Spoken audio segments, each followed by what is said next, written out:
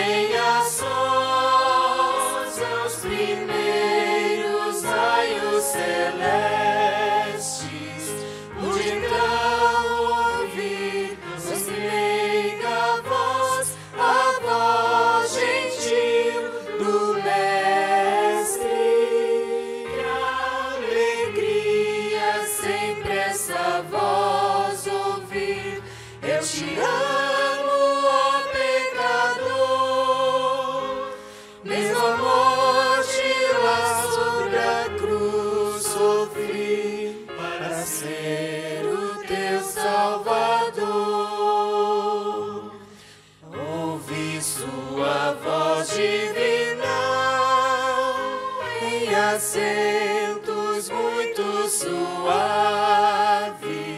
que falava-me com ternura igual à voz gentil das aves. Que alegria sempre essa voz ouvir. Eu te amo, ó pecador, mesmo amor lá sobre a cruz sofri para ser o teu Salvador. Eu fico a escutar sua voz na vibrante luta terrestre, e ao me vir tentar inimigo atroz, quão bom ouvir o Mestre. Que alegria sempre essa voz ouvir. Eu te amo, ó pecador, mesmo a morte lá sobre a cruz sofri para ser o teu Salvador.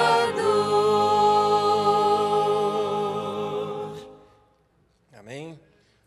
Vamos cantar que música celeste.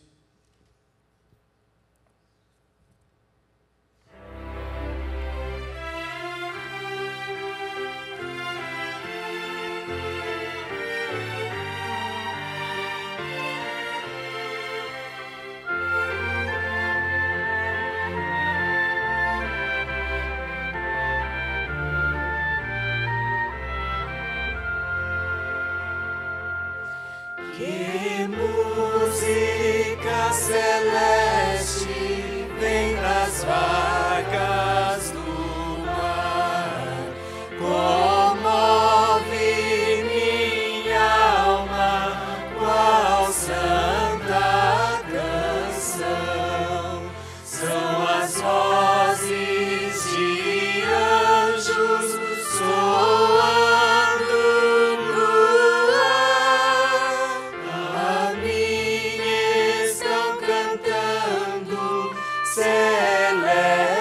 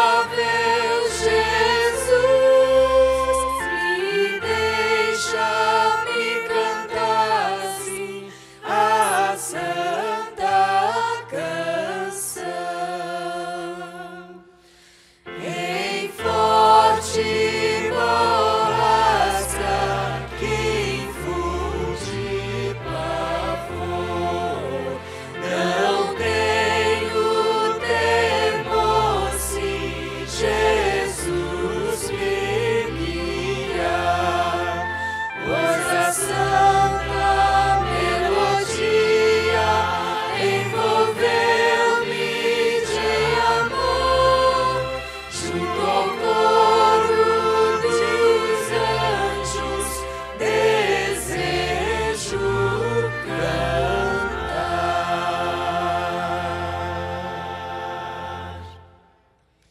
Vamos cantar a música Saudade, Saudade do Lar.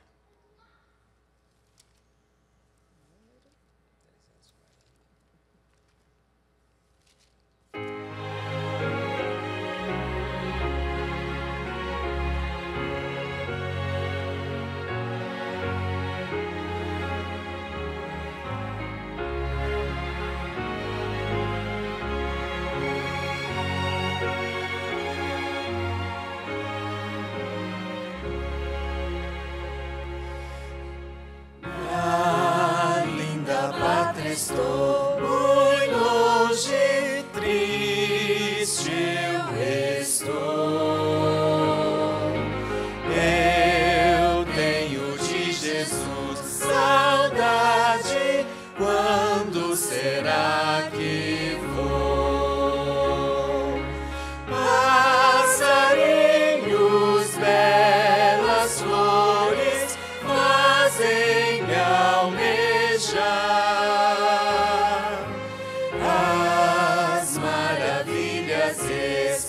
Esplendores do meu celeste lar.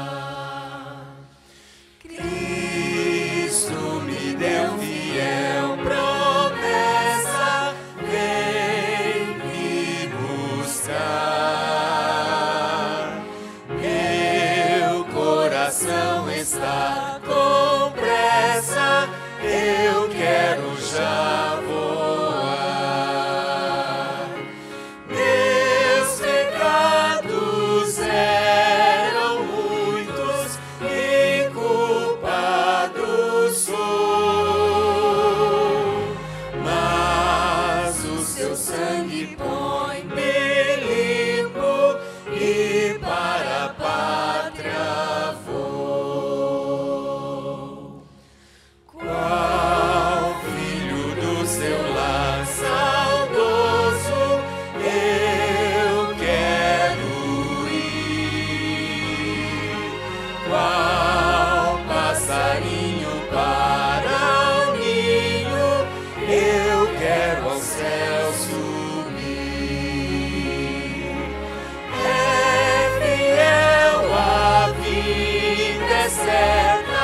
Quando não o sei, mas ele me achará alerta, com ele ao céu irei.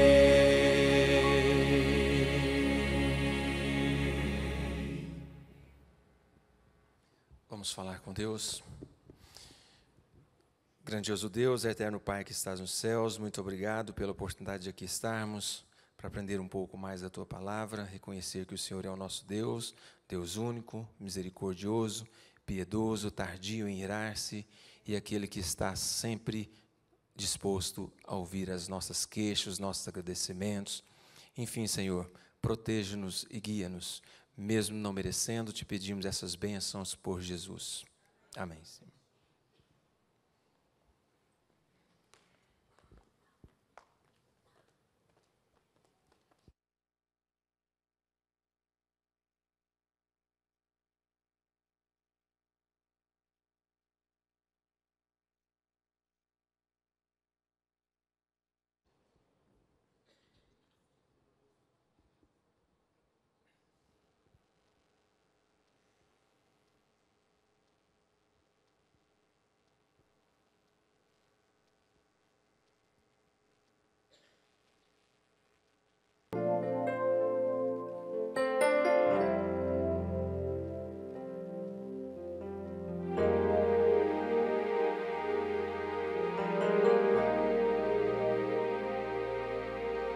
São tantas as histórias que eu vi,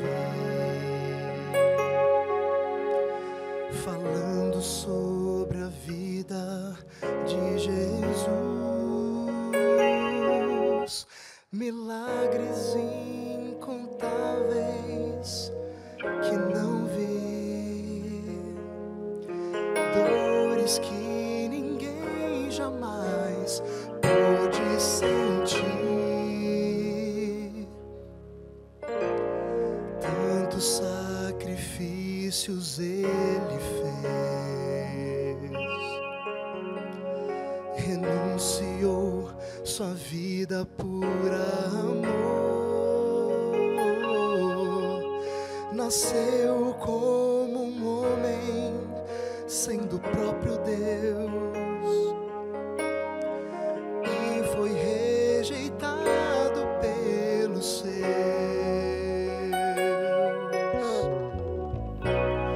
Mas de tudo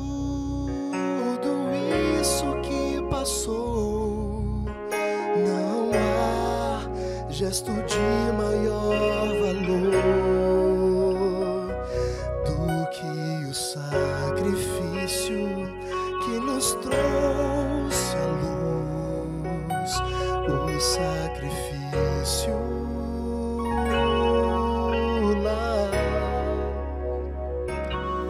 na cruz, o sacrifício feito por Cristo não se resume àquele lá na cruz. Deixar o seu trono e viver um sonho de ter-nos novamente em sua luz, foi um ato de amor, mas o que na verdade nos salvou foi de todos o maior, o sacrifício lá na cruz.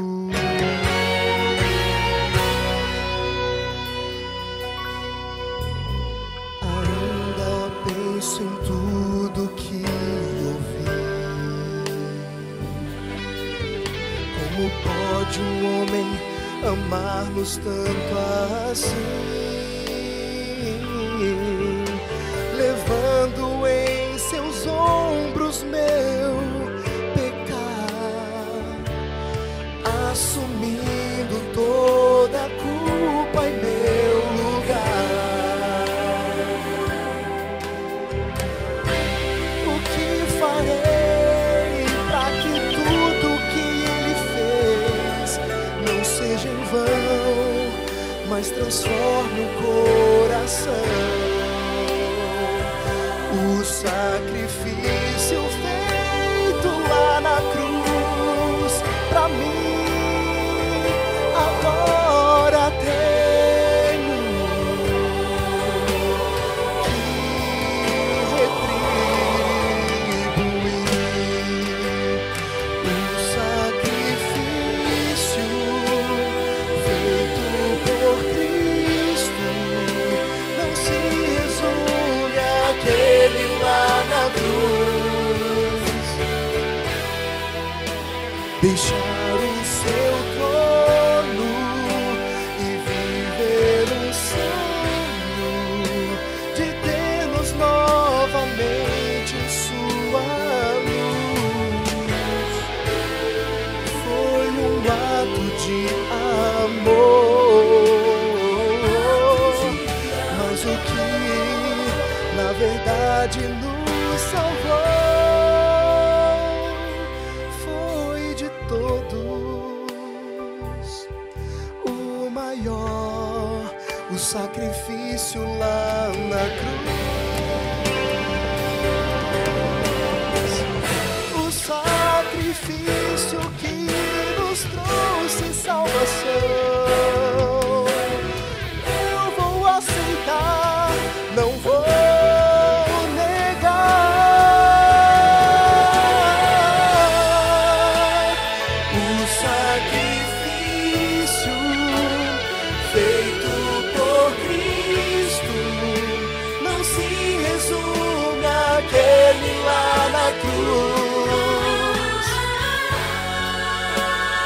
alcançar o seu trono e viver um sonho de termos novamente sua luz. Foi um ato de amor,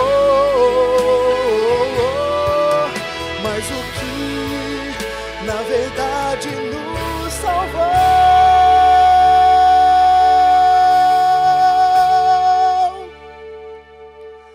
foi de todos o maior, o sacrifício lá na cruz.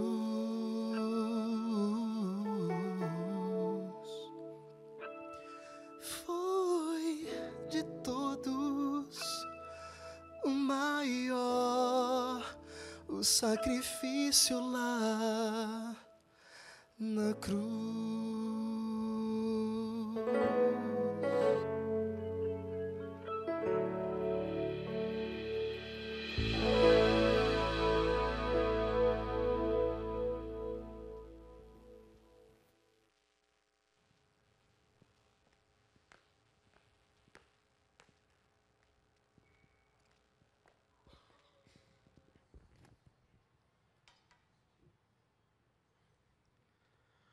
Meu cordial boa noite a todos que chegaram para mais esse culto de adoração a Deus nessa noite. Alguns estão nos vendo pela internet. Eu gostaria de saudá-los também em casa, onde estão.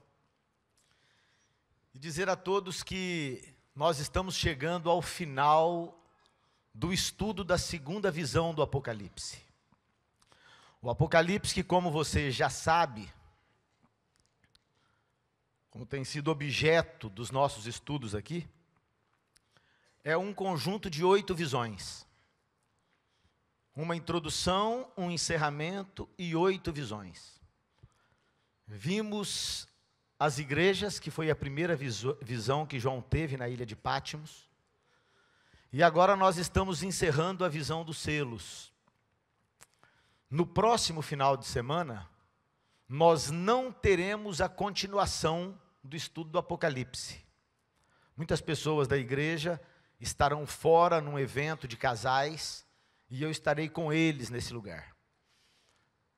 Então nós retomamos o estudo das trombetas, que é a terceira visão, no final de semana seguinte, primeiro domingo de dezembro. Então vocês estão convidados. Se vocês até aqui presenciaram o estudo acerca das igrejas e acerca dos selos, não percam a sequência. Porque, na verdade, o Apocalipse é um conjunto de profecias paralelas. O que são profecias paralelas? São profecias que se cumprem no mesmo período de tempo. Profecias que Deus nos revelou desde os dias de João até o momento final da história. Mas em cada uma destas visões, Deus vai acrescentando detalhes. Por exemplo, em relação a essas 2 visões que nós já estudamos, e abro aqui um parêntese, se você não participou de todos esses estudos e quiser revê-los, basta você entrar no site da igreja na internet. Você tem lá a sequência de domingos, e basta você abrir no domingo e você vai ver todos os sermões que foram apresentados aqui da frente em relação a esse tema. Tá bom? Bom, eu falava das igrejas. Na visão das igrejas, o que Deus pretendia apresentar a João e por conseguinte a nós, porque João era apenas o vidente, que recebia de Deus a revelação do futuro e a compartilhava com os crentes de todos os tempos da história, era uma referência específica ao que acontece dentro da fé. Aqueles que estão comungando na igreja de Deus, o que experimentam, o que aconteceria na história. Então a profecia das igrejas, ela é específica, apenas para aqueles que estão na comunhão do Senhor. Quando nós avançamos agora na comunhão, na visão dos selos, nós percebemos que as indicações agora não têm que ver exclusivamente com o que acontece no seio da fé. Mas nós temos uma ampliação da revelação, atingindo um grupo muito maior de pessoas. Não apenas os crentes, mas todos os países, a região do planeta onde o Evangelho chegou. É nesse sentido, eu vou avançar um pouquinho aqui, isso é o que nós estudaremos na sequência. Você já viu que o Apocalipse é apresentado em forma de quiasma, em forma de espelho, de maneira que a primeira e a visão se contrapõem à oitava e os elementos são os mesmos. A segunda se contrapõe à sétima. Nos selos, Cristo protege o seu povo afligido e no milênio ele entroniza o seu povo ressuscitado. Você percebe que os elementos são os mesmos. Aqui nós temos os céus abertos nos 7 selos. No milênio o céu se abre novamente. Mas nós já vimos isso. Então eu quero avançar um pouquinho mais, senão a gente não conclui esse estudo. Nós vimos também um grande paralelismo entre o discurso que Cristo apresenta no Olivete, naquela terça-feira que antecede a sua morte, a sua paixão, e o que acontece nos selos. Veja o panorama profético geral. Aqui no Olivete, Cristo havia advertido que o Evangelho seria pregado a todo mundo. Mas quando ele introduz a visão dos selos, ele apresenta o cavaleiro do cavalo branco, o cavaleiro que traz a paz. Não era Cristo, porque Cristo era aquele que abria o selo, mas era algo vinculado a ele, a igreja que ele havia fundado, o cristianismo puro e verdadeiro. Esse cristianismo puro e verdadeiro, ele proclama o Evangelho ao longo da história. E chegará o momento final, em que com muito mais vigor ele será apresentado a todos os habitantes da terra. Nós vimos Cristo advertindo os discípulos de que haveriam guerras, fomes, terremotos, mas de que isso ainda não seria o fim. Em contrapartida, na visão dos selos, nós vemos cavalos, vermelho, preto e amarelo, que representariam exatamente a mesma coisa, guerras, fome e morte. Ou seja, os selos foram apresentados numa antevisão por Cristo, lá no Monte das Oliveiras, enquanto ele descortinava diante dos seus discípulos o que seria o futuro. Cristo também fala de um período de grande tribulação, mas aqui nos selos nós também temos almas sob o altar. Almas que haveriam de passar por grande tribulação. E então sinais do fim. Cristo havia advertido que no sol, na lua e nas estrelas, logo após a tribulação daqueles dias, após aquela grande angústia, por que passariam os crentes, ele diz que haveria sinais no céu. Mas na abertura do 6º selo, nós temos exatamente os mesmos elementos replicados. Veja só, no 6º selo nós teríamos um grande terremoto, sinais no sol, na lua e nas estrelas.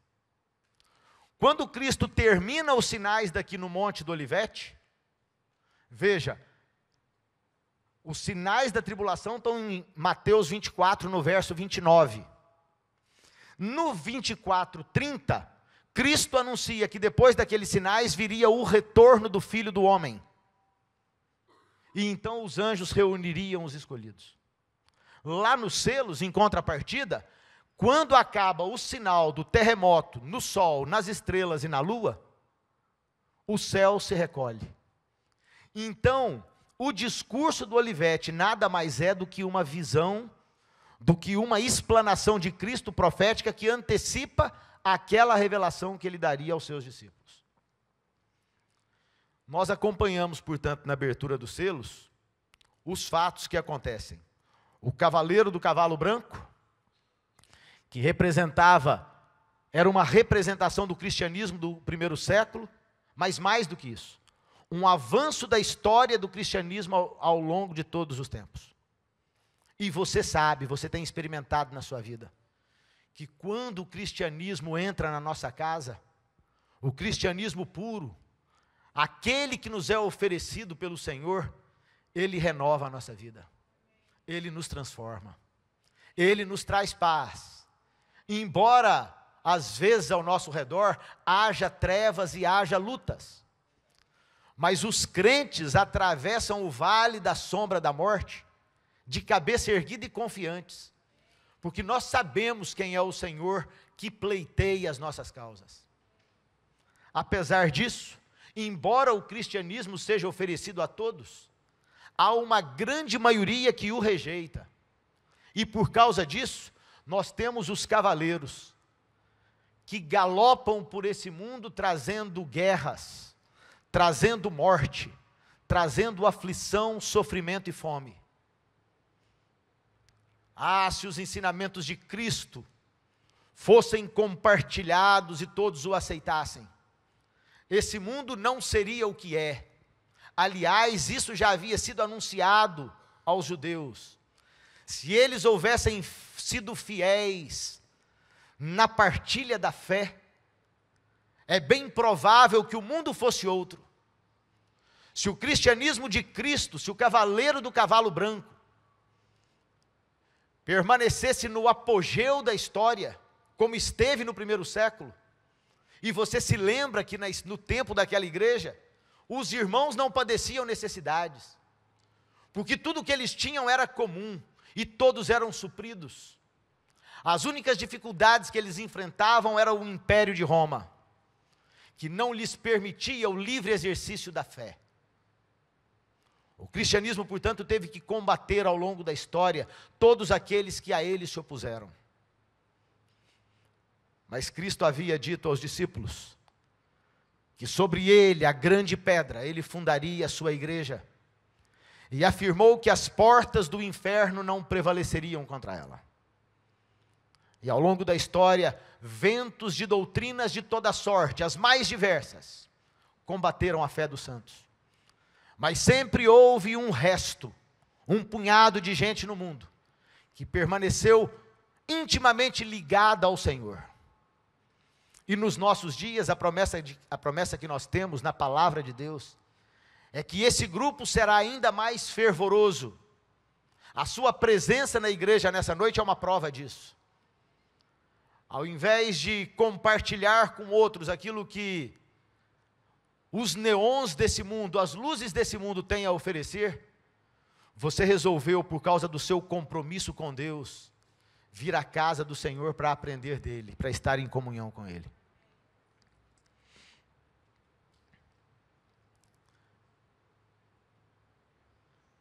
Você se lembra que quando o quinto selo é aberto, nós vimos isso na semana passada?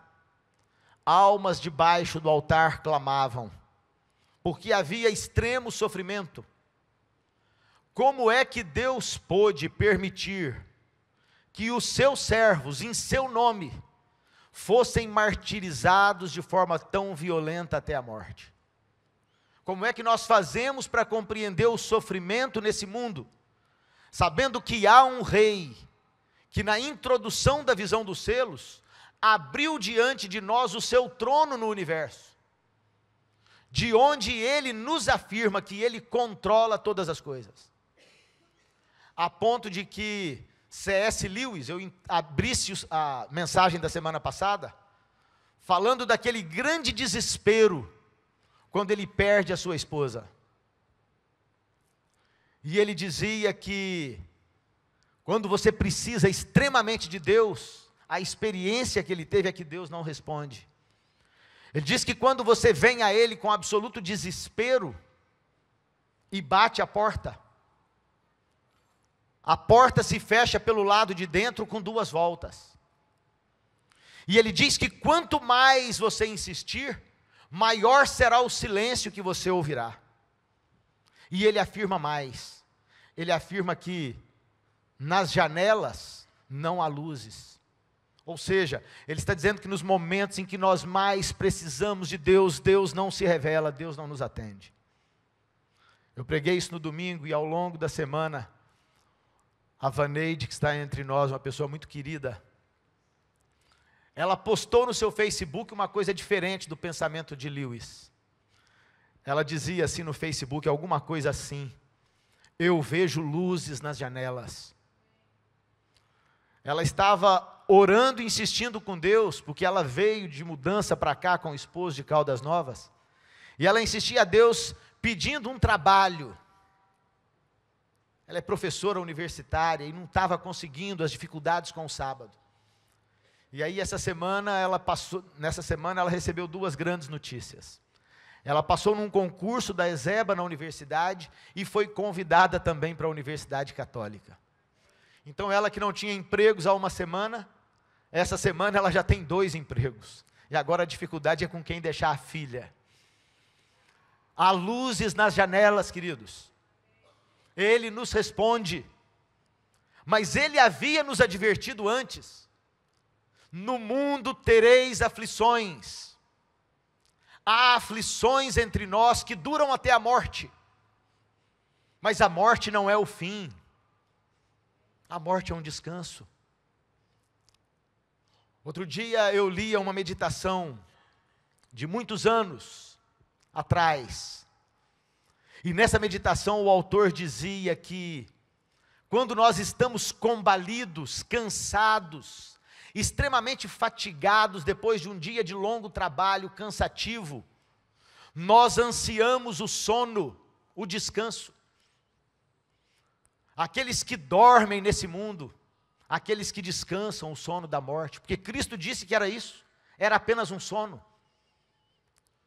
Nós descansamos do cansaço dessa vida, na absoluta certeza de que quem nos desperta na manhã seguinte é Ele. E então aqueles que descansam verão o seu rosto.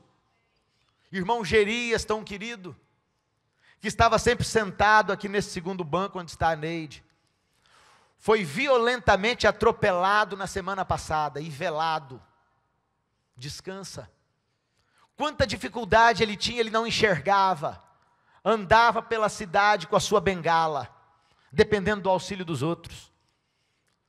Mas na manhã da ressurreição, quando Cristo vier, o próximo rosto que ele vê, agora com olhos perfeitos, com o corpo transformado, não mais com cabelos brancos, é a face de Cristo. Portanto, na abertura do 5º selo, Cristo nos diz que Ele compreende, Ele está aguardando o momento em que despertará essas almas que clamam. Veja que fantástica a abertura desses selos. No primeiro, a promessa do cristianismo, o que Ele fará por nós. No segundo, no terceiro e no quarto, cavalos, que galopando por esse mundo nos falam de dor, de sofrimento, de morte. Quem está fazendo isso por nós é o Pai das luzes. É Ele que está se revelando através da mensagem de João, para que isso traga conforto para a sua vida. E depois de falar do sofrimento desses cavaleiros, ele abre um selo e diz: olha, eu estou observando, eu estou ouvindo as orações de vocês, mas aguardem um pouco mais. Eles clamavam: Senhor, até quando não julgas? E aí na semana passada nós vimos a conexão da profecia de Daniel 8. Até 2.300 tardes e manhãs e começará o juízo. E nós sabemos que desde esse tempo, Cristo entra no santuário celestial. E ali Ele tem examinado os casos de todos, aqueles que já descansam.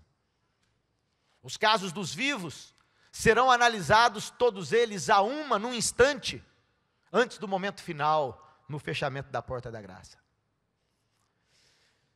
Depois do 5º selo, em que nós temos a certeza de que Ele vela por nós, Cristo abre então mais um selo. Nesse selo, Ele fala do momento em que começaria o juízo.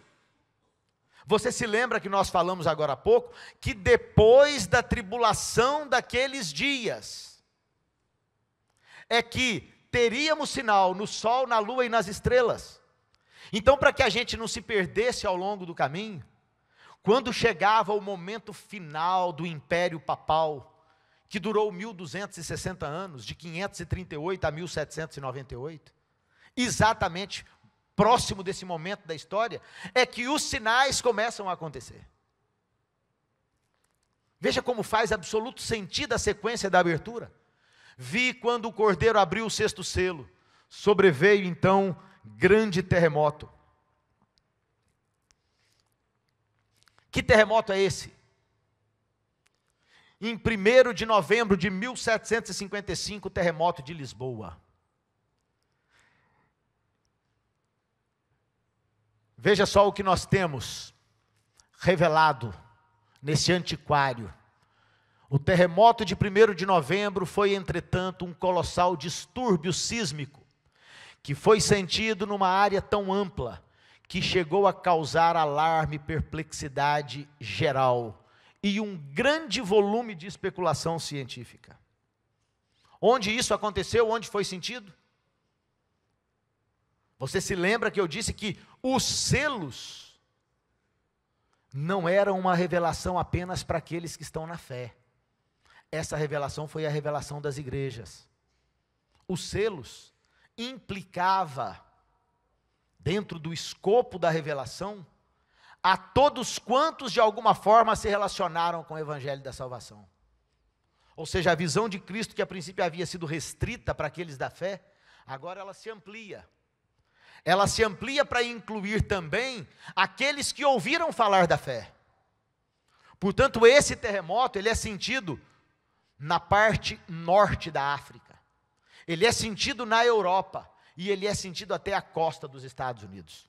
O novo mundo, para onde haviam migrado os peregrinos, aqueles que, fugindo da perseguição da igreja romana na Europa, haviam entrado nos seus navios como Mayflower, e saído da Nova Inglaterra e de diferentes lugares da Europa, para compor aquela que seria a nação mais poderosa da terra, os Estados Unidos.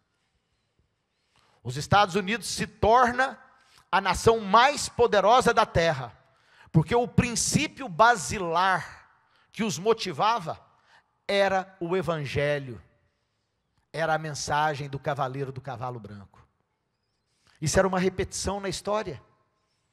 Você se lembra que 1000 antes de Cristo, Davi estabeleceu o império de Israel. Você se lembra que um dia a rainha de Sabá veio visitar Salomão, que mostrou toda a sua riqueza, toda a sua sabedoria. Onde o evangelho é pregado e vivido, a resposta de Deus é que nós transformamos esses lugares em potências. Israel assim o foi no passado. A América também assim se constituiu no presente.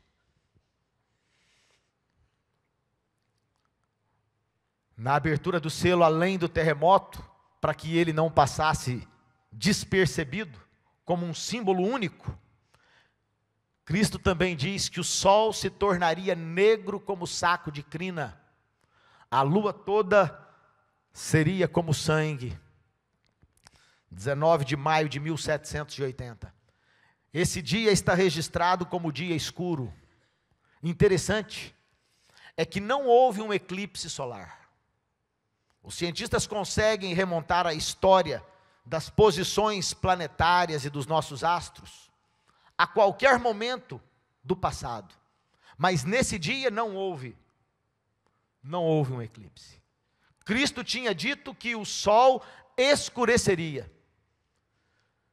Os contemporâneos atribuíram o fenômeno tanto a causas naturais quanto a Deus.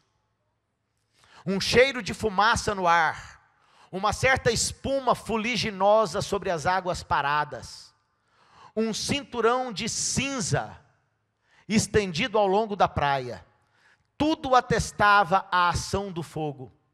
Teria ocorrido então que as lufadas de vento, transportando a fumaça acumulada ao norte, em conexão com as nuvens oceânicas, provindas do leste, produziram uma intensa escuridão que eclipsou completamente o sol. Não era um astro que se colocou entre a terra e o sol. Eram fenômenos naturais acontecidos aqui. Em seguida,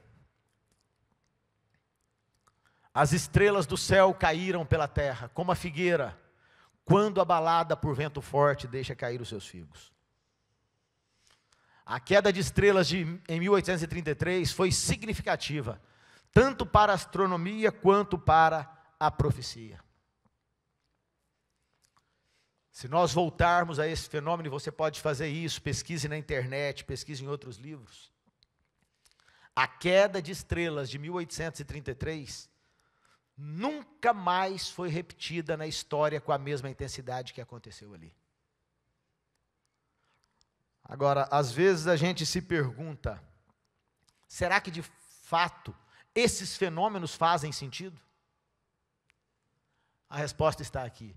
Por que é que nós deveríamos colocar estes fenômenos, o terremoto de Lisboa, o dia escuro e a queda das estrelas leônidas, em cumprimento dos sinais preditos por Cristo no Olivete e por João na abertura do 6º selo? Há pelo menos 3 razões fundamentais para isso. Primeiro, a magnitude. Esses sinais acontecem exatamente nas regiões onde o evangelho havia sido levado. Eles faziam sentido. Imagine se o terremoto ou o dia escuro tivessem acontecido lá na Nova Guiné, lá nos países islâmicos. Eles não teriam nenhuma conexão desses sinais com as revelações da Bíblia. Então, o lugar e a magnitude que eles atingem tem que fazer diferença. A amplitude, onde é que eles foram sentidos? E os locais. E além disso, quando eles ocorreram. O momento em que eles ocorrem é muito próximo, é entre 40 anos antes e 40 anos depois que a besta recebe a sua ferida mortal. Durante 1260 anos, desde 538, a Igreja Católica havia se tornado uma potência no mundo. Nós temos escritores como Edward Gibbon, que é um dos grandes historiadores do século XVIII e XIX, em inglês. Ele diz que aquilo que o Império Romano não fez, a Igreja Romana fez. O Império Romano perseguiu aqueles que se levantavam contra o reino. Prendeu e matou pagãos, na sua grande maioria. A igreja perseguiu todos aqueles que se levantavam contra a autoridade dela enquanto disseminadora da fé. Ela não persegue pagãos, ela persegue os próprios crentes. E quando nós estamos chegando ao ocaso desse poder no mundo, porque em 1798, diante da Revolução Francesa, o que acontece é que Napoleão Bonaparte, o grande imperador francês, nas suas conquistas, numa delas, um dos seus generais entra no Vaticano, toma o Papa do seu trono e o leva preso. E o Papa morreria na cadeia. O Vaticano foi tomado e o poder da igreja foi exaurido. Acabou Roma, é o que imaginavam. Mas você verá que nós estudaremos à frente, que essa ferida, esse golpe mortal no seio da igreja, ele foi curado. Mas nós não vamos estudar isso agora. O fato é que esses sinais que nós lemos até aqui, eles nos indicam claramente que os sinais do sol, na lua, nas estrelas, acontecem exatamente no momento histórico que deveriam acontecer. É ainda a abertura do 6º selo. E que palavras são as palavras na sequência de João no Apocalipse? Ou de Cristo no discurso do Olivete? Diz João: o céu recolheu-se como um pergaminho quando se enrola. Então todos os montes e ilhas foram movidos do seu lugar. Ou seja, nós vivemos no meio da abertura do 6º selo. O sol, a lua e as estrelas já surgiram no céu, anunciando o seu momento, o seu cumprimento. E o passo seguinte que João vê é a vinda gloriosa de Cristo. Estamos, portanto, diante desse evento. Esse é o grande anúncio de Deus. E quando Cristo vem, essa é a sequência do Apocalipse, depois do verso 14. Os reis da terra, os grandes, os comandantes, os ricos, os poderosos, todo escravo, todo livre, se esconderam nas cavernas e nos penhascos dos montes e disseram aos montes e aos rochedos: caí sobre nós. Aqueles que não tiveram tempo para buscar a Deus na fé, aqueles que não rezaram ao Deus infinito pedindo intervenção e proteção, agora fazem as suas preces às rochas e aos montes. Não quiseram estar na casa do Pai, serão, portanto, consumidos pelos flagelos finais da história. O Apocalipse de João, que é a revelação de Jesus Cristo, você se lembra disso? No capítulo 1, no verso 1. Recebida de Deus, enviada por meio do anjo, em que todos os seres celestiais estão envolvidos, é, em última análise, uma clara orientação de Deus para você e para mim, em relação aos fatos que a igreja enfrentou, que os crentes enfrentaram, que o mundo enfrentou, e o que ainda resta para nós encontrarmos ao longo dessa estrada. Interessante que, na visão da igreja, nós não temos isso. Mas agora, na visão dos selos, e depois na visão das trombetas, que são 7, e depois, na quarta visão de João, que é a visão do grande conflito, que nos apresenta 7 cenas, nós vamos ver assim, que de forma metódica, Deus interrompe a revelação, sempre no 6º evento. Nós vamos ver isso aqui agora. Ele interrompe sempre no 6º evento. Então, nos selos, ele abre os 6 selos e para. E aí ele nos mostra algumas cenas de conforto. Para. E aí ele vem e mostra o 7º selo. Você perceberá que na abertura das trombetas, Deus faz exatamente a mesma coisa. Ele toca 6 trombetas são ouvidas. Na 6ª trombeta ele para. E novamente nos mostra cenas de conforto. E então a 7ª trombeta toca. Quando chega o grande conflito, que é a quarta visão, ele nos apresenta 6 cenas. Na 6ª cena, novamente, ele para e nos apresenta cenas de conforto. E então vem a 7ª cena. É bem possível que de fato nós precisássemos disso.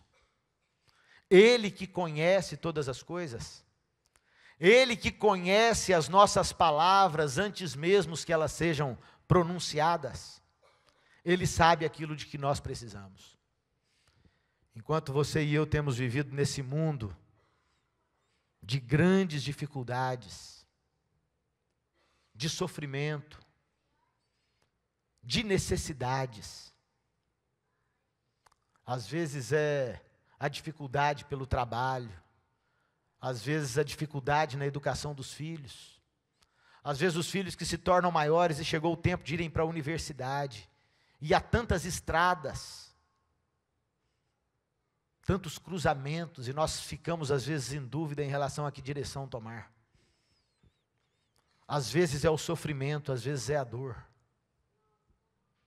doenças, mortes precoces, divisões no seio da família, às vezes no seio da fé. O Senhor sabe que nós precisamos de cenas que nos confortem. Então, depois de apresentar o que o cristianismo poderia fazer, as dificuldades dos crentes, segundo, terceiro e quarto selos. Depois que ele nos apresenta que ele ouve a oração daqueles que sofreram e foram martirizados por causa da sua fé. Depois que ele nos mostra o momento em que o juízo seria estabelecido. Depois que ele vincula o início do juízo a esses grandes sinais nos céus, Deus para.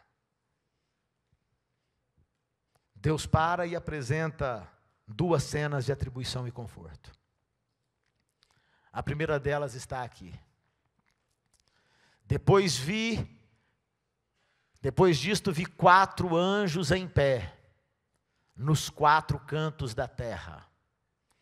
Deixa eu parar aqui um pouquinho. Alguns ateus, algumas pessoas que gostam de criticar a Bíblia, dizem assim, a Bíblia realmente não pode ser um livro sério. Porque veja, a terra é redonda, a terra não é quadrada. Como é que eu vou falar de anjos em 4 cantos da terra? Essas pessoas que se acham sábias, diz a palavra do Senhor que elas se fizeram loucas. A terra tem 4 cantos, sim. Basta você olhar para isso com outro sentido, né? Nós temos 4 pontos cardeais. Os anjos estão nesses pontos cardeais. Norte, sul, leste, oeste. É lá que eles estão. A terra não precisa ser quadrada para ter 4 cantos, não. É que Deus é mais. Os pensamentos de Deus são mais altos do que os pensamentos do homem. Esses anjos estão lá conservando seguros os 4 ventos da terra, para que nenhum vento soprasse sobre a terra, nem sobre o mar, nem sobre árvore alguma. O que esses anjos, na verdade, estão fazendo, é permitindo que esse mundo ainda mantenha um determinado nível de organização, para que o Evangelho seja apresentado com poder. Chegará o momento em que esse planeta, e você vai ver isso quando nós estudarmos as pragas, que é a 6ª visão, você vai perceber que chega um momento na história desse planeta que tudo vira absoluta confusão, desagregação, não há mais poder, não há mais um Estado, exércitos. O mundo entra em caos, e nesse momento não é mais possível pregar o Evangelho. Quando isso acontece, de acordo com a profecia de João, lá na frente, quando esses anjos deixarem de reter os ventos. Então nós percebemos uma sociedade com os seus problemas, as suas crises financeiras, os seus assassinatos, as suas crueldades, latrocínios. Nós percebemos de tudo à nossa volta. Mas, querido, o que Deus está nos dizendo aqui é que as coisas seriam completamente devastadoras se Ele não estivesse no controle. Porque esse lugar, esse planeta azul onde nós vivemos, havia se tornado o império de Lúcifer. Você se lembra disso quando ele disse: agora é julgado o príncipe desse mundo, quando ele ia morrer na cruz. Então o príncipe desse mundo, se ficasse nas mãos dele, ele já teria destruído tudo, mas ele não pode. Ele é contido pelo poder do Rei dos Reis. E é nesse sentido que o Apocalipse nos dá essa informação. Há um propósito para que os ventos estejam retidos. Veja qual é o propósito. Vi outro anjo que subia do nascente do sol. Ele tinha o selo do Deus vivo. E clamou em grande voz aos 4 anjos, aqueles aos quais fora dado fazer dano à terra e ao mar, dizendo: não danifiqueis nem a terra, nem o mar, nem as árvores, até selarmos os servos de Deus na fronte. Você percebe que isso acontece naturalmente depois daqueles grandes sinais. Isso acontece dentro do período em que o juízo é estabelecido, como nós vimos aqui na semana passada. Depois dos 2.300 anos, a partir de 1844. Quando diversas coisas começariam a ter uma nova visão, um novo entendimento nesse planeta. E você vai perceber que esse movimento adventista do sétimo dia, ele surge profeticamente exatamente no momento que a profecia o antecipara. Nós vamos estudar isso em Apocalipse 10, que é uma das cenas do grande conflito. Então é nesse momento que os servos de Deus começam a ser selados, até o momento final da história. É nesse momento que se cumpre aquela advertência que Cristo havia feito para que vigiassem. Porque estariam dois numa cama, um seria selado e o outro não. Estariam dois trabalhando no campo. O campo era o local de trabalho comum daqueles dias. Mas se fosse nos nossos dias, Cristo diria, estariam dois trabalhando no escritório, sentados à mesa, com os seus computadores. Um deles é selado e o outro não. Qual é a diferença? Por que é que uns são preteridos a outros? A resposta de Deus na sua palavra é que quem rejeita a salvação é aquele que não é selado. É uma questão de escolha. Deus não levará escravos para os céus, não levará para a sua santa morada pessoas contra a sua vontade, contra o seu querer. Ele levará a todo aquele que queira beber de graça da água da vida, a todo aquele que queira entrar na cidade pelas portas, e ser alimentado pelo Rei do Universo, e ser acariciado como filho amado. Portanto, o convite de Deus para o selamento é de todos aqueles que queiram. Porque Cristo havia dito, aquele que vem a mim, de maneira nenhuma será lançado fora. E Paulo cantava, quem nos separará do amor de Cristo? Ele conclui esse canto dizendo que nada, nem altura, nem profundidade, nem largura, nem poderes, nem demônios, absolutamente nada. Porque se ele não poupou sequer o filho por amor de você e de mim, a informação do apóstolo é que nós receberemos dele todas as coisas. Ele quer selar você. Cenas que nos confortam. Então, quando ele fala desse selamento, está aqui um texto que eu já mencionei, ele apresenta um grupo daqueles que haviam sido selados. Depois do selamento ele diz assim, então ouvi o número dos que foram selados, que era 144 mil. 12 mil de cada uma das tribos de Israel. Algumas pessoas quando olham para isso dizem assim, Deus é injusto. Esses 144 mil são literais. E se uma pessoa a mais resolvesse compor esse grupo, daria 144.001. Mas Deus só tem lugar para 144 mil. Não dá para você entender, num livro de símbolos, que esse número também não seja um símbolo. Seria incoerência de Deus. O Apocalipse é um livro simbólico. Portanto, a maior corrente de teólogos que analisa esse assunto chega a uma conclusão que é comum. O que isso significa? 144, se você se lembra, é o quadrado perfeito formado pelo número 12, ou seja, 12 vezes 12 dá 144, certo? 12 eram as tribos de Israel, 12 são os apóstolos de Cristo, 12 vezes 12 são 144, aqueles que disseminaram a fé. 144 multiplicado por 1000 dá 144 mil. Então esse número, para essa corrente de teólogos, com a qual eu concordo,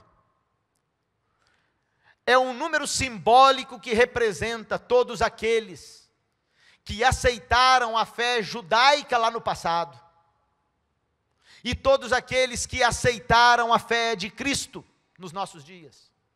Um grupo especial de pessoas. Diz a Bíblia que eles não se contaminaram com mulher, mas mulher na Bíblia é representação de igreja. Ou seja, esses são homens e mulheres puros, não porque não tenham cometido pecado, mas eles não foram contaminados pelos equívocos da fé, que são vendidos pelo inimigo das almas, para desviar a tantos do reino de Deus. Esse é um grupo de pessoas especiais. Um grupo de pessoas que se comprometeram com a fé de Cristo e a disseminaram com grande vigor. Eu não faço questão de pertencer a esse grupo. Se puder, seria ótimo. Mas eu não faço questão, porque o mais importante é estarmos lá. E depois dessa visão de conforto que diz, Deus está dizendo que no céu, quando forem resgatados, e isso nós já sabíamos, porque Ele diz que quando vier Ele dará a cada um segundo o seu galardão. Galardão é um presente que Deus dá para você e para mim. O presente é proporcional às obras que você realiza, mas não é o seu passaporte de entrada. Há pessoas nesse mundo que viveram vidas dedicadas a Deus, mas sem o entendimento da pureza da fé. E Cristo diz que quando chegasse aquele dia, eles teriam muitas obras a apresentar ao Senhor. Isso está lá no livro de Mateus, no Evangelho segundo Mateus.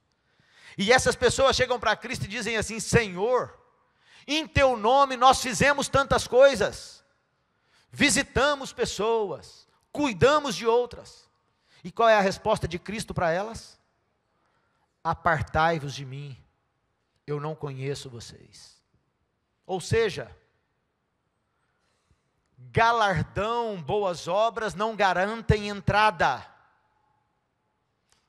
mas aqueles que entram, recebem de Deus um presente, por tudo aquilo que fizeram pelos outros. A condição de entrada, portanto, não são as obras. Está prometido um galardão para aqueles que as tiverem. Quando eu penso no ladrão na cruz,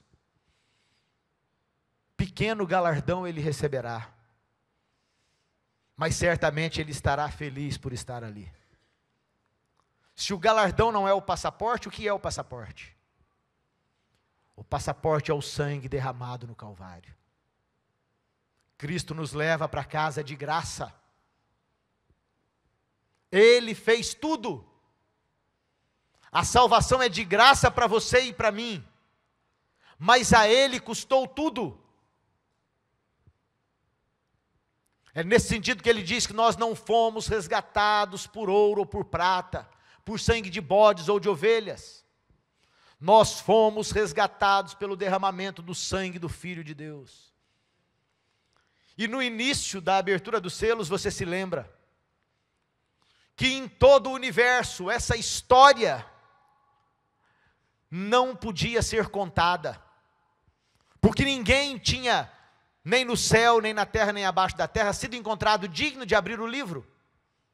E João começa a chorar em desespero, até que um dos anciãos grita: não chores. O leão da tribo de Judá, ele venceu. E ele é digno de abrir o livro. E quando João olha, João não vê o leão, João vê o cordeiro. Então ele fixa novamente os olhos e vê o Filho de Deus. E Cristo chega, toma o livro das mãos do Pai. O mais digno entre todos os seres. Aquele que pagou o preço do seu resgate, do meu resgate. E então, pelo sangue dele, nós ingressamos no céu. Esse é o passaporte. Franqueado a quem quiser ser lavado. E então, depois que nós entramos, nós recebemos o prêmio. Então é nesse sentido que saber que haverá um grupo especial no céu, 144 mil, não nos traz nenhum constrangimento. Haverá outros que receberão o status de mártires, morreram pelo Evangelho, foram queimados. Mas como o céu é um lugar de amor e de harmonia, onde nós nos contentamos com a realização dos outros, não é um lugar de egoísmo. Eu não me incomodo quando o outro ganha um carro novo, ou uma casa nova, ou um novo emprego. Eu me regozijo com a alegria dele, porque nós somos irmãos. Isso é o paraíso de Deus. Um lugar onde há espaço para o exercício do amor. O exercício do amor sem egoísmo. Essa era a premissa do céu. Então João vê, além dos 144.000 nessas cenas de conforto, a revelação de que há uma multidão incontável. Ninguém podia enumerá-la. Incontável. Gente de todas as nações, de todas as tribos, de todos os povos, de todas as línguas. E eles estavam em pé diante do trono e diante do Cordeiro. Eles estavam vestidos de roupas brancas, que é um símbolo da justiça de Cristo. Não os nossos trapos imundos, as nossas obras que nada valem, mas a vida que ele viveu perfeita, nos foi dada graciosamente. E eles tinham palmas nas mãos, e clamavam em grande voz, dizendo: ao nosso Deus que se assenta no trono e ao Cordeiro pertence a salvação. Não é mérito nosso, nós estamos aqui pela graça de Deus. É isso que eles estão clamando, porque Ele nos amou, Ele é digno. Ele quis trazer-nos daquele mundo azul, onde nós chorávamos, onde nós sofríamos, para vivermos eternamente nesse lugar novo. Paulo visitou esse lugar, e quando ele volta de lá, ele diz assim: olha, as coisas que eu vi, o olho não viu, o ouvido não ouviu, e nunca subiram ao coração do homem. Isso é o que Deus tem preparado para nós. Os anjos também estavam em pé ao lado do trono, os anciãos, os 4 seres viventes ante o trono, e todos prostraram-se com o rosto no chão e adoraram a Deus, dizendo: amém. O louvor e a glória, a sabedoria, as ações de graças, a honra e o poder, a força sejam do nosso Deus para sempre. Amém. Um dos anciãos tomou a palavra dizendo: estes que vestem vestiduras brancas, quem são, de onde vieram? Respondi-lhe: meu Senhor, tu o sabes. Então ele me disse: esses são os que vêm da grande tribulação, você e eu. O que ele está dizendo é que ele conhece as nossas dores, ele sabe que a nossa vida é atribulada, ele sabe que a nossa vida é um constante sofrer. Vivemos momentos de alegria para logo depois mergulharmos em lamentos e tristezas, em dificuldades. Eles vieram da grande tribulação, mas eles aceitaram o Evangelho, lavaram as suas vestiduras, eles as tornaram brancas no sangue de Cristo, o Cordeiro.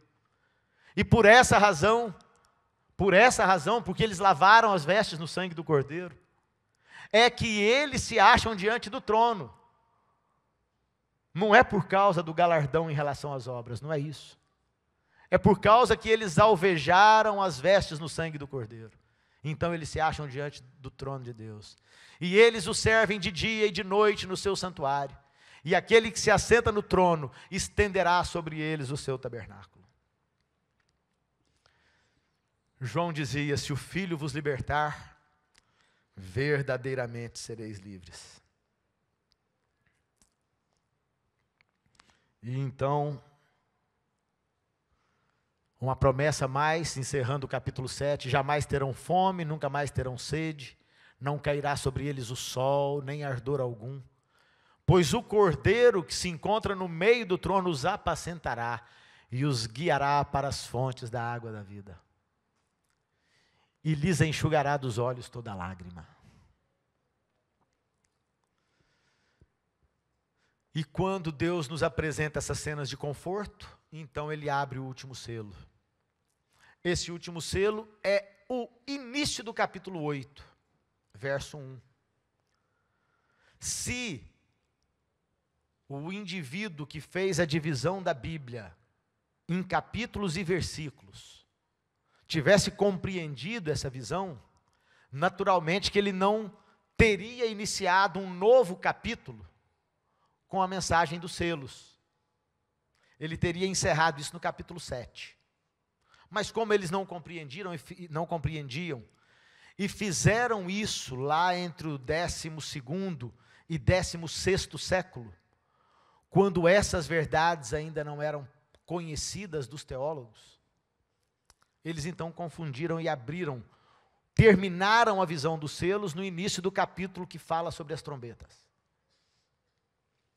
Quando o Cordeiro abriu o 7º selo, houve silêncio no céu, cerca de meia hora.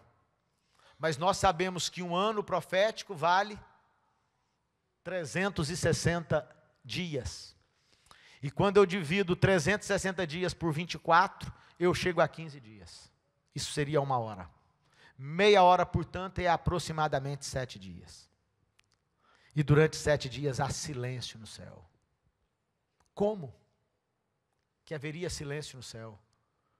Quando abre-se o 6º selo, quando abre-se a visão dos selos, nossa visão, nosso olhar é dirigido para o trono de Deus. E João que o viu, e Isaías que o viu, e Miqueias que o viu, e tantos que o narraram, dizem que o centro do cosmos, onde está o trono de Deus, é um lugar de grande movimento. Inúmeras pessoas foram vistas ali por João. Anjos, milhares de milhares, milhões de milhões. Como é que esse lugar estaria em silêncio? Só existe uma possibilidade. É se o Pai, o Filho, os seres viventes, os anjos, vierem todos eles num cortejo para levar-nos daqui para casa. E nós temos essas promessas em diversos textos da Bíblia. Anjos que recolhem os santos. O Filho que grita, o Pai assentado sobre o trono. E então eles nos levam. Esse cuidado de Deus, nós podemos ter ideia dele quando nós pensamos em pais cuidadosos. Que às vezes permitem que seus filhos façam uma viagem, vão à casa de um amigo, mas quando chega a hora marcada, eles saem apressadamente sem se atrasar, e ficam na porta esperando. E quando aquelas crianças pequenas ainda, inseguras, veem os seus pais, eles correm para se agarrar aos pais e serem levados para casa. É isso que Deus fará conosco. Ele não manda alguns súditos. Ele não permite que o filho venha sozinho. Os céus vêm para resgatar-nos. É assim que nós encerramos a visão dos selos. Na certeza de irmos para um lar que nos nossos sonhos às vezes nós desenhamos. E eu quero concluir a mensagem dos selos, convidando você a estar conosco quando formos estudar as trombetas, primeiro domingo de dezembro. A abertura das trombetas é algo extraordinário. Esteja conosco. E concluo com essa mensagem. Aquele que dá testemunho destas coisas diz: certamente, venho sem demora. Ele vem, nós vamos para casa. Não desista quando você eventualmente estiver atravessando o vale da sombra da morte. Deus te abençoe. Amém.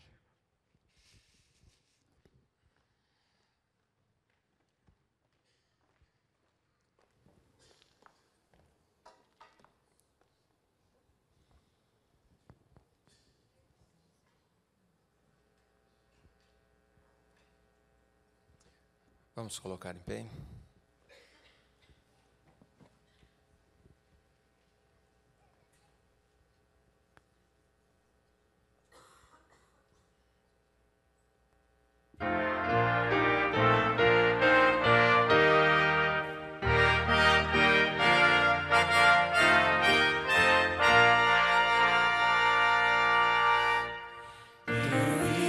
Da bela cidade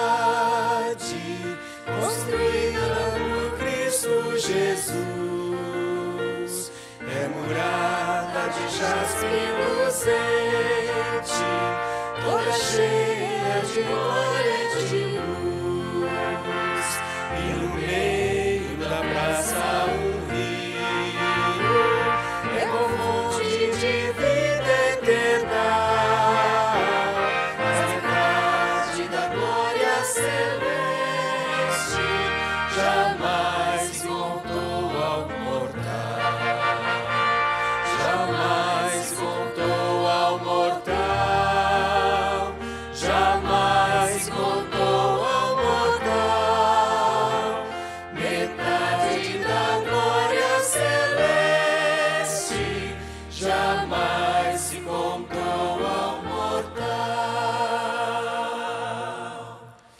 Tenho lido das lindas moradas que Jesus foi no céu preparar, onde os crentes fiéis para sempre, muito felizes irão habitar,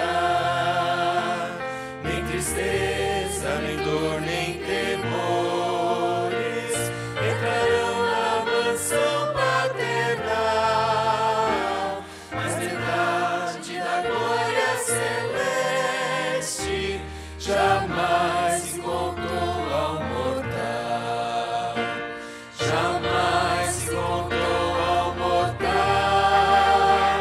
jamais se contou ao mortal, metade da glória celeste jamais se contou ao mortal. Tenho lido das vestes brilhantes, das coroas que os santos terão, quando o Pai os chamar e disseres, recebei o eterno galardão. Tenho lido que os santos na glória pisarão ruas de ouro e cristal, mas metade da glória celeste jamais se contou ao mortal, jamais se contou ao mortal, jamais se contou ao mortal, metade da glória celeste jamais se contou ao mortal.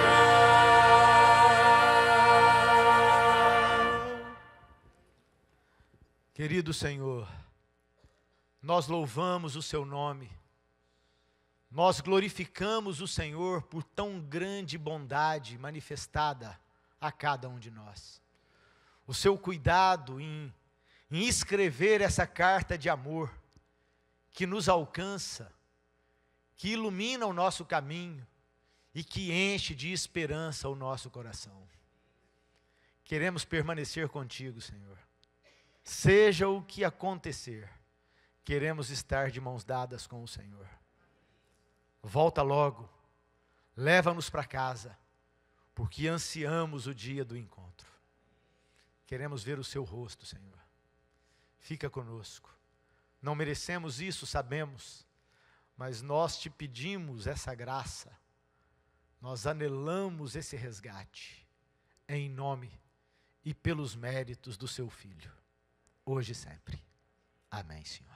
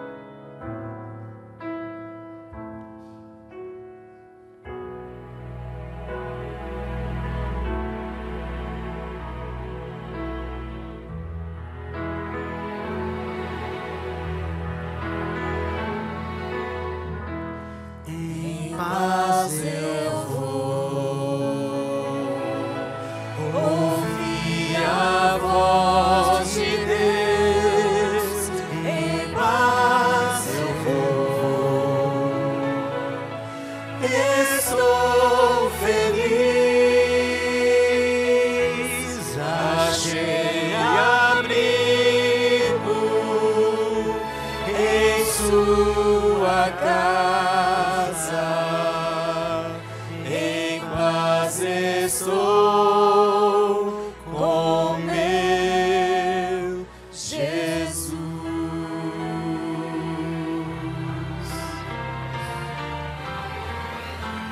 Em paz eu vou ouvir a voz de Deus. Em paz eu vou,